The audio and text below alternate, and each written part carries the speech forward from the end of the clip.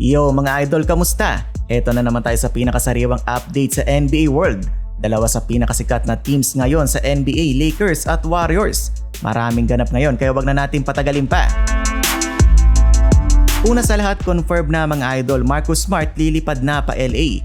Matapos ang buyout niya sa Wizards, plano niya nang pumirma sa Lakers ng 2-year deal worth $11 million. At guess what? Si Luka Doncic mismo ang gumawa ng paraan para ma-recruit siya.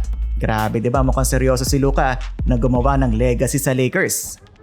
Dahil dito nagbawas ng players ang Lakers. Kinausap na at inirelease na sina Shake Milton at Jordan Goodwin para bigyan daan si Smart.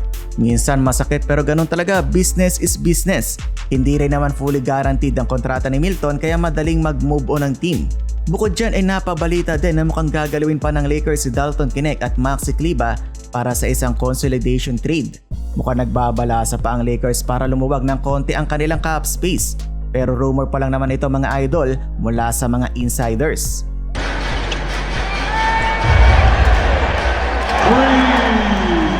Bukod kay Smart, bagong recruit din sina Jake LaRavia at DeAndre Ayton. Si LaRavia shooter na may depensa, sa Ayton naman panibagong big man presence sa loob. So kung titingnan natin, posibleng starting 5 ng Lakers ngayon, Luka Doncic, Austin Reeves, LeBron James, Rui Hachimura at DeAndre Ayton. Pang-champion ba yan mga idol? Abangan natin. Last season 50 wins ang Lakers pero napaaga ang bakasyon. Talo sa first round kontra Minnesota. Kaya nga ngayon todo rebuild at reload sila. Mapunta naman tayo sa Golden State Warriors na wala pang ginagawang significant move ngayong off-season. Bukod sa wala pa, ayaw pang mag-renew ni Jonathan Kuminga sa kanila ng kontrata.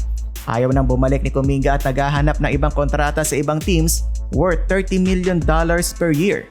Napabalitang tinurn down ni Kuminga ang offer sa kanya ng Warriors na 5-year, $150 million. Ang ending, mukhang wala na ibang teams ang gustong kumuha sa kanya sa ganyang kalaking halaga. Sa kanyang 4 na taon na paglalaro sa NBA, nag-average siya ng 15.3 points, 4.6 rebounds at 45% shooting. Mukhang si Al Horford na lang talaga ang inaantay ng GSW para naman kahit papano meron silang ma-sign na bagong player. Ayan mga idol, yan na mainit na balita sa NBA ngayong araw.